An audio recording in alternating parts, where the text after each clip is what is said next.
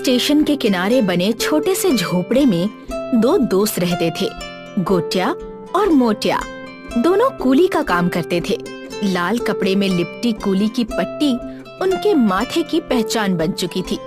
गर्मी हो या सर्दी, बारिश हो या धूप, ये दोनों साथ में मजदूरी करते और साथ में हंसते। मोटिया पतला दुबला, चंचल और मुस्कुराता रहता। गोटिया थोड़ा मोटा था, थोड़ा शांत, लेकिन दिल से बेहद गहरा। एक रात खाने के बाद दोनों झोपड़ी के बाहर बैठे थे। अरे मोटिया, सोचा है जब अपना घर होगा ना, ईंट वाला, छत वाला, तो तेरे बर्तन धोने का काम मैं करूँगा। और मैं हर रविवार तुझे गरम गरम पूरी और भाजी बनाकर खिलाऊंगा। दोनों हंसी में खो जाते हैं। अपनी जिंदगी से थके हारे होने के बावजूद भी दोनों का सपना छोटा ही सही, लेकिन अपना घर हो जिसके लिए दोनों दोस्त बड़ी मेहनत करते और साथ ही पैसे जमा करते। अरे वाह, मजा आ गया। आखिरकार हम दोनों ने मिलकर 80,000 जमा कर ही लिए। वाह, क्या बात है। अब जल्दी ही किसी बड़े साहब को पकड़ेंगे और अपने घर का काम शुरू कर लेंगे। भाई वाह, जल्द ही मोटिया और गोटिया का सपना सच होने वाला था। लेकिन तभी अचानक सब बदल गया। मोटिया की तबीयत अचानक खराब होने लगी। सांस फूलती, शरीर टूटता, इलाज करने के बावजूद भी कोई असर ना होता, जिसके कारण धीरे धीरे मोटिया का व्यवहार भी बदलने लगा। चिड़चिड़ा, चुप और उदास रहता। लेकिन एक दिन मोटिया बड़ी खुशी से घर लौटा। गोटिया, गोटिया, सुनना, एक जबरदस्त बात बताऊं। ओ तेरी, आज तो तू बड़ा खिलखिला रहा है। भाई, भगवान ने सुन ली हमारी। आज स्टेशन के पास एक आदमी से मुलाकात हुई। मोबाइल पर किसी से घर के बारे में बात कर रहा था। मुझे लगा वो काम का आदमी है, तो मैंने भी बात की। और भाई, वो तो सीधा बिल्डर का आदमी निकला, दलाल है। क्या बात कर रहा है? फिर आगे क्या हुआ? उसने बोला कि एक छोटा सा 1 BHK घर है रेलवे क्वार्टर्स के पीछे। सिर्फ 80,000 का टोकन देना है अभी, फिर वो हमारे नाम पर बुक कर देगा। 80,000? ये बात तो वैसे अच्छी है, लेकिन वो इंसान भरोसे लायक तो है ना? अरे हाँ बाबा, देख, अब तू ज्यादा कुछ मत सोच। जल्दी से मुझे सारे पैसे दे दे, मैं कल ही जाकर उसे पैसे दे दूंगा। तू भी साथ चलना, ठीक है? दलाल के बारे में सुनकर गोटिया जितना खुश था उतना ही डरा हुआ था। कौन जाने वो दलाल कैसा था। उस पर यूं भरोसा करना उसे सही नहीं लग रहा था। लेकिन मोटिया को खुश देख उसने उस बात को अनदेखा कर दिया। महीनों से जो मोटिया टूट चुका था, वो आज उम्मीद से भरा हुआ था। उसकी आंखों में फिर से वही चमक थी। इसलिए गोटिया ने पैसे देने के लिए हामी भर दी। ठीक है मोटिया, तूने कहा ना, तो बस काम हो जाएगा। हम कल उसे पैसे दे देंगे। अगले दिन दोनों तय जगह पहुँचे। स्टेशन से थोड़ा दूर एक पुराने से बिल्डिंग के पास। वहाँ एक आदमी सफेद शर्ट, बालों में चमकदार तेल लगाए मोबाइल पर बिजी था। हाँ जी, बुक हो गया समझिए, बस टोकन आ जाए। अरे पेमेंट में देरी नहीं चलेगी, कस्टमर रेडी है जी। भाई साहब, ये मेरा दोस्त है गोटिया, पैसे का इंतजाम हमने कर लिया है। बहुत बढ़िया। देखिए साहब, ये ऑफर सिर्फ आज तक के लिए है, कल से रेट बढ़ जाएगा। लोकेशन देखी आपने? बस 5 मिनट स्टेशन से, पानी बिजली सब पक्का। दलाल गोटिया और मोटिया के सामने बड़ी बड़ी बातें करने लगा, मानो वो कोई बड़ा आदमी हो। लेकिन गोटिया उसकी आंखों में झांक रहा था। उसे बेचैनी दिखी, आवाज में कुछ ज्यादा मिठास थी। भाई, कागज कहाँ है और रजिस्ट्रेशन कब होगा? अरे वो सब बाद में, पहले टोकन दीजिए, फिर मैं सब सेट करवा दूंगा। आप मेरे ऊपर छोड़िए ना, आज तक किसी को धोखा नहीं दिया है। दलाल का जवाब सुनकर गोटिया को कुछ ठीक नहीं लगा। उसने मोटिया को अपनी ओर खींचा और धीमी आवाज में कहने लगा, मोटिया रुक, कुछ तो गड़बड़ है। ये आदमी आंखें नहीं मिला रहा, बातों में ज्यादा मिठास है और कागज तक नहीं दिखा रहा। तू हमेशा शक करता रहता है। कुछ अच्छा होने वाला है तो तुझे डर क्यों लगता है? क्योंकि मुझे अपना सपना किसी धोखेबाज के हवाले नहीं करना। गोटिया और मोटिया के बीच खुसर फुसर चल रही थी। उन दोनों की शक्ल से समझ आ रहा था कि कुछ तो बड़ी बात है। तभी दलाल बात सुन लेता है और गुस्से में बोलता है, देखिए भाई साहब, अगर भरोसा नहीं है तो रहने दीजिए। मेरा वक्त बेशकीमती है, बहुत कस्टमर्स हैं लाइन में, ना जाने कहाँ से चले आते हैं। दलाल की बात सुनकर मोटिया गोटिया पर गुस्सा हुआ। नहीं नहीं साहब, रुक जाइए, ये तो कुछ भी बोलता रहता है। गोटिया, ये तू क्या कर रहा है? देख, तूने कहा था कि तू पैसे देगा, तो अब पीछे क्यों हट रहा है? नहीं, मैं कुछ नहीं सुनना चाहता, तू सारे पैसे साहब को दे दे। अरे देख, क्या सोच रहा है, दे देना। लगता है तू ऐसे नहीं मानेगा, रुक। मोटिया गोटिया के बर्ताव से नाराज और गुस्सा हो चुका था। दलाल को वहाँ से जाता देख उसने गोटिया के हाथ से सारे पैसे छीन लिए और उसे दलाल को सौंप दिया। इसे कहते हैं असली होशियार। मोटिया भाई, आप चिंता मत कीजिए, आपके पैसे और आपका घर सुरक्षित हाथों में है। चलिए, अब मैं चलता हूँ। और इस तरह वो दलाल वहाँ से निकल गया। लेकिन जब अगले दिन सुबह गोटिया और मोटिया दलाल को कॉल करने की कोशिश करते हैं तो मोबाइल पर आवाज आती है, इस नंबर पर अभी कोई सेवा उपलब्ध नहीं है। गोटिया बार बार नंबर डायल करता है। मोटिया बेचैनी से इधर उधर टहलता है। शायद नेटवर्क नहीं होगा, तू दोबारा मिला ना। 5 बार कर चुका हूँ मोटिया, ये नंबर बंद हो गया है। धीरे धीरे शक यकीन में बदलता है। मोहल्ले के कुछ लोगों से पूछताछ करने पर सच सामने आता है। वो आदमी कोई दलाल नहीं था, वो एक ठग था जो ऐसी ही मीठी मीठी बातें करके गरीबों को सपनों का लालच देकर लूटता था। मोटिया के पांव के नीचे से जमीन खिसक जाती है। वो बुरी तरह टूट चुका था। शाम को जब वो घर लौटा तो उसका चेहरा बुझा बुझा था। गोटिया ने जैसे ही उसे देखा, कुछ कहने ही वाला था कि मोटिया ने खुद बोलना शुरू कर दिया। गोटिया, माफ कर दे यार, मैंने तुझसे जबरदस्ती की। तेरा पैसा, तेरा विश्वास, सब कुछ डुबो दिया मैंने। पैसे की बात छोड़ दे मोटिया, लेकिन तुझे क्या हुआ? तू ठीक तो है ना? तेरी हालत अचानक इतनी खराब क्यों लग रही है? शायद नहीं, दरअसल मुझे कुछ महीनों पहले डॉक्टर ने बताया था कि मेरे शरीर में एक गंभीर बीमारी है। फेफड़ों में इन्फेक्शन है जो अब बढ़ चुका है। शायद मेरे पास ज्यादा समय नहीं है। ये बात सुनकर गोटिया हक्का बक्का रह गया। उसे कुछ समझ नहीं आ रहा था। उसने जैसे तैसे खुद को और मोटिया को संभाला। तभी, मुझे माफ कर दे भाई, मैंने जो भी किया दोनों के लिए किया। जब मुझे पता चला कि मेरे पास समय कम है तो लगा कि कम से कम मरने से पहले तुझसे किया वादा तो पूरा कर लूं और एक घर ले लूं। इसी जल्दी में मैंने गलती कर दी। मैं लालच में आ गया और सब बर्बाद हो गया। अबे मोटिया, पागल है क्या तू? देख, जो हुआ सो हुआ, अब जाने दे उस बात को। तूने जो भी किया हम दोनों के लिए किया, बस बात खत्म। तो अब ज्यादा सोचने की जरूरत नहीं है। गलती तेरी नहीं है, उस दलाल की है। उससे तो मैं छोड़ूंगा नहीं, लेकिन अब तू खुद को दोष देना बंद कर दे, ठीक है? मैं हूं तेरे साथ। मोटिया की आंखों से आंसू बहने लगे। उस दिन के बाद से मोटिया ने कूली का काम बंद कर दिया। गोटिया अब दिन रात काम करता। कभी स्टेशन पर बोरा ढोता तो कभी बाजार में बक्से उठाता। कई बार देर रात लौटता तो थक कर वहीं जमीन पर लुढ़क जाता। गोटिया, अब रहने दे, तू अपनी सेहत खराब मत कर। अबे तू चुपचाप आराम कर, हमारा सपना अब मैं पूरा करूंगा। 2 महीने बीत गए। एक सुबह गोटिया ने उसे बाहर चलने को कहा। चल, एक जगह दिखानी है तुझे। मोटिया गोटिया के सहारे से चला। कुछ दूर चलने के बाद रेलवे स्टेशन के बाजू में जो खाली मैदान था, वहाँ मोटिया को एक 3 मंजिला घर दिखा। ये देख, ये है तेरा और मेरा नया घर।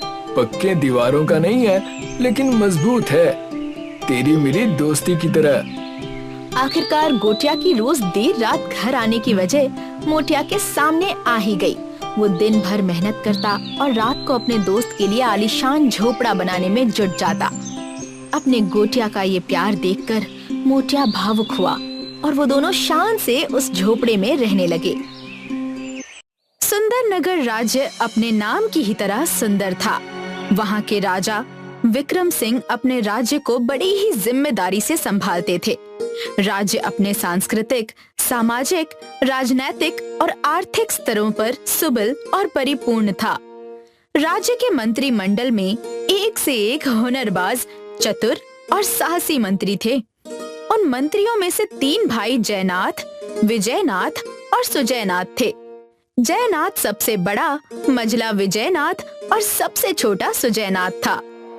तीनों भाइयों के पिता दिग्विजयनाथ ने गांव में आए ऋषि की जमकर सेवा की थी, तो उसके बदले उन्होंने दिग्विजय को एक आशीर्वाद दिया। बालक, हम तुम्हारी सेवाओं से अति प्रसन्न हैं। बताओ तुम्हें क्या चाहिए? मुनिवर, मेरे पास भगवान की दया से सब कुछ है, इसीलिए मुझे कुछ नहीं चाहिए, लेकिन मैं अपने होने वाले पुत्रों के लिए कुछ मांगना चाहूंगा। ठीक है बेटा, तुम्हें 3 बच्चे होंगे और तीनों भाइयों के पास अलग अलग शक्तियां होंगी। तीनों में मानो मानव, दानव और फरिश्ते की शक्तियां होंगी। यही मेरा आशीर्वाद है। जाओ, सुखी रहो। दिग्विजय को जब 3 बच्चे हुए, तीनों के पास अलग अलग शक्तियां थी। जयनाथ बड़ा ही बुद्धिमान और व्यवहार कुशल था, जो कि किसी भी मसले को अपनी बुद्धिमानी से हल कर सकता था। अपनी आंखों को दूसरों की आंखों में डालकर वो इस तरह बात करता कि सामने वाला उसकी बात को मंजूर कर ही देता। विजयनाथ के बाहों में अपार बल था। सुजयनाथ के पास प्रेम और करुणा की शक्ति थी, जिससे वो पत्थर दिल इंसान या जंगली जानवर के दिल को पिघला सकता था। वो किसी भी इंसान या जानवर के सिर पर हाथ रखकर उसे अपने वश में कर सकता था। तीनों की खूबियां उनके पिता को पता थी। अपनी शिक्षा प्राप्त करने के बाद जब तीनों भाई अपने पिता के साथ बैठे, तो पिता ने कहा, सुनो बेटा, तुम्हारी शिक्षा आज पूरी हो गई। मैं चाहता हूँ कि तुम तीनों के पास अलग अलग जो शक्तियां हैं, उसका इस्तेमाल तुम अपना भविष्य उज्जवल करने के लिए करो। इस तरह से तुम्हारी शक्तियां इंसानियत के लिए बहुत उपयोगी साबित होंगी। तीनों भाई अपने अपने वरदान की शक्तियों के बलबूते पर सुंदर नगर राज्य में मंत्री पद के लिए चुने गए। तीनों भाई अपने अपने कौशल से सुंदर नगर राज्य को सबल और वैभवशाली बनाने में लग गए। जयनाथ एक पड़ोसी राज्य की सीमावाद पर पड़ोसी राज्य के मंत्री के साथ बात करते हुए बोला, देखिए जय सिंह जी, आपके और हमारे राज्य की सीमा तय हो चुकी है। अब ये जो आपके राज्य की सीमा है, उस पर सिर्फ इस देवी नदी के कारण ही विवाद हो रहे हैं। अगर इस देवी नदी का पानी हम दोनों राज्यों के लोग इस्तेमाल करेंगे, तो फिर विवाद तो होगा ही नहीं। देखिए, युद्ध करने से ना आपका फायदा है और ना ही हमारा, बस दोनों राज्यों का नुकसान ही होना है। इसीलिए मेरा सुझाव है कि हम सुख और शांति से रहें, तो हमारे राज्य का भी भला होगा और हमारा भी। सही कह रहे हैं आप जयनाथ। 10 साल से चले आ रहे इस मसले को आपने कितनी आसानी से सुलझा दिया। हमें आपका सुझाव मंजूर है। मंजूर क्यों ना होता। जयनाथ ने दूसरे मंत्री की आंखों में आंखें डालकर अपनी बुद्धिमानी से कुछ इस तरह मसला सुलझाया था कि उसकी बुद्धि की ताकत का परिचय और फायदा दोनों राज्यों को हुआ था। बात बुद्धि के बल की चल ही रही है, तो शरीर के बल की बात क्यों पीछे रहे। एक बड़े से पेड़ को विजयनाथ ने यूं उखाड़ा मानो वो पेड़ ना हो, कोई घास हो। ये देखकर राजा विक्रम सिंह ने उससे कहा, वाह वाह विजयनाथ, आपकी इस ताकत को किसी की नजर ना लगे। हमें गर्व है कि आप हमारे सेनापति हैं। महाराज, सुंदरनगर राज्य की सेवा करने का अवसर आपने मुझे दिया है। मैं आपको कभी निराश नहीं करूंगा। विजयनाथ ने कई लड़ाई जीतकर अपने राजा को खुश किया था। जो कुछ सैनिक बंदी बनाए जाते, उनके मन में प्रेम और करुणा जगाने और मन परिवर्तन करने का काम सुजयनाथ बड़ी ही लगन से करता। प्रेम और करुणा से संपूर्ण दुनिया को जीता जा सकता है। तुम इस बंदी गृह से निकलकर एक अच्छी जिंदगी जियो, मैं यही चाहता हूँ। प्रेम और करुणा से सिर्फ इंसान ही नहीं, बल्कि जंगली जानवर से भी आप एक नाता बना सकते हैं। ये देख विक्रम सिंह से रहा नहीं गया। वो सुजयनाथ के पास आए। ये जो कार्य आप कर रहे हैं, लोगों को सही मार्ग पर लाने का, ये बहुत ही महान कार्य है। आप तीनों भाई इस राज्य के लिए वरदान साबित हुए हैं। हाँ, सच था। ये तीनों भाई वरदान साबित हुए थे, लेकिन एक दिन इस वरदान को भी श्राप कुछ इस प्रकार लगा जब एक युद्ध में सेनापति के कार्य को राजा ने ज्यादा महत्व दिया। इस बात पर तीनों भाई राज दरबार में लड़ पड़े। माफ कीजिएगा महाराज, पर इस युद्ध में सिर्फ सेनापति को इतनी तारीफ और इतना इनाम मिल रहा है, लेकिन इसका हकदार तो मैं भी हूँ। मैंने जो योजना बनाई वही तो इस्तेमाल करके हमने इस विजय को प्राप्त किया। नहीं नहीं महाराज, अरे इन्होंने योजना बनाई, लेकिन युद्ध के मैदान पर मैंने ही अपनी सेना के साथ लड़ाई की ना। अरे भैया, आपने कुछ राज्यों के साथ अपने राज्य की दोस्ती बनाई है, पर कुछ राज्यों के साथ तो युद्ध भी हो रहे हैं ना, वो तो हमने किए हैं। इसीलिए इस युद्ध में मुझे ज्यादा महत्व मिलना चाहिए। अरे आप बैठिए भैया, मैंने जब दुश्मन देश से सुलह की और उनको समझाया कि युद्ध करने से क्या क्या नुकसान हो सकते हैं, तो मैंने उनके मन को युद्ध के विचारों से दूर कर दिया। ये बहुत ही महत्वपूर्ण काम है। तो महाराज, इस युद्ध को जीतने का हकदार मैं हूँ, इसलिए मुझे ज्यादा सम्मान मिलना चाहिए और इनाम भी मिलना चाहिए। नहीं, ये सम्मान मुझे मिलना चाहिए। नहीं, ये मेरा अधिकार है। नहीं, मुझे इनाम मिलना चाहिए। तीनों भाइयों में कुछ इस तरह से झगड़ा हुआ कि भरे दरबार से तीनों भाई एक के बाद एक बाहर निकल आए। राजा विक्रम सिंह के मन को ये बात बहुत बुरी लगी। उन्हें लगा कि उन्हें सजा दी जाए, लेकिन वो कुछ नहीं कर पाए क्योंकि तीनों उनके राज्य की शान थे। राजा ने तीनों भाइयों को समझाने की कोशिश की, लेकिन बात नहीं बनी। तीनों भाइयों में अलगाव आ गया। उसके कुछ दिनों बाद राजा के दरबार में कुछ 4-5 लोग रोते हुए आए। राजा जी, हम बहुत दुखी हैं, जल्द से जल्द कुछ कीजिए, नहीं तो हम मर जाएंगे। हुजूर, हमारा तो नसीब ही फूट गया, उस आदमखोर शेर से हमें बचाइए। लेकिन ये तो बताओ कि हुआ क्या है। राजा जी, हमारे गांव में एक बड़ा ही आदमखोर और अजीब शेर आया है। उसके मुंह से आग निकलती है और वो अपने शिकार को जलाकर खाता है। उसे कोई सामान्य हथियार नहीं मार सकता। उसने हमारी गाय, बैल, बकरी और तो और गांव के कुछ लोगों को भी अपना निवाला बना लिया है। वो तो जंगल के जंगली जानवरों को भी खा रहा है। जल्दी हमें बचाइए, हुजूर कुछ कीजिए। ये बात सुनकर विक्रम सिंह परेशान हुए। उन्होंने तुरंत ही अपने सैनिक को जयनाथ, विजयनाथ और सुजयनाथ को बुलाने भेजा, तो तीनों तुरंत राजा के सामने आ गए। राजा जी, ये मामला आप मुझ पर छोड़ दीजिए। मैं ऐसा जाल बिछाऊंगा कि वो आदमखोर शेर उसमें फंसेगा और पकड़ा जाएगा। नहीं राजा जी, ये काम तो मेरा है। मैं उसे ऐसी पटकनी दूंगा कि खत्म कर दूंगा। महाराज, इस बार आप मुझे भेजिए, मैं उसे अपनी शक्ति से शांत कर दूंगा। तीनों जब उस शेर का सामना करने गए तो उस जादुई शेर के सामने किसी की एक न चली। विजयनाथ ने उससे 2 हाथ करने चाहे तो शेर ने घायल कर दिया, और ये सब देखकर सुजयनाथ की उसके सामने जाने की हिम्मत न हुई। तीनों थक हार कर राजा के पास आए। मुझे नहीं पता था कि वो इतना ताकतवर और खतरनाक शेर है। मुझे लगता है कि शेर को तुम तीनों को साथ मिलकर हराना होगा। उसके लिए तुम तीनों को एक साथ आना पड़ेगा। मेरी बात मानो और खुद के अभिमान को छोड़कर राज्य की भलाई के लिए एक साथ आओ। तीनों को राजा की बात माननी ही थी, क्योंकि राज्य की सुरक्षा का सवाल था। जयनाथ ने एक योजना बनाई जिसमें एक गांव के बाहर वाली गुफा, जो कि जंगल में थी, उसमें कुछ भेड़ बकरी इस तरह बांधी गई कि शेर को सबसे पहले वही नजर आए। उसके लिए विजयनाथ ने शेर को अपने पीछे दौड़ाने का और उसे उस गुफा तक लाने का जिम्मा लिया। सुजयनाथ ने इस योजना में जंगली जानवर परेशान ना करें, इसके लिए उनसे बात करके जंगल के एक कोने में इकट्ठा कर दिया। आजा बेटा आजा, अब तो तुझे कैद होना ही पड़ेगा। इसकी खुशबू से तू मुझ तक आ गया और मैं तुझे लेकर जाऊंगा गुफा तक। आप दोनों यहीं पर इसी जगह जमे रहना। अगर आप में से किसी को उस शेर ने देख लिया ना, तो वो गुफा को छोड़कर आपके पीछे आएगा। फिर क्या था, जैसे ही शेर आया, उसने विजयनाथ के शरीर से आने वाली गंध को सूंघा और उसके पीछे दौड़ पड़ा, और विजयनाथ गुफा तक आकर जंगल में कहीं गायब हो गया।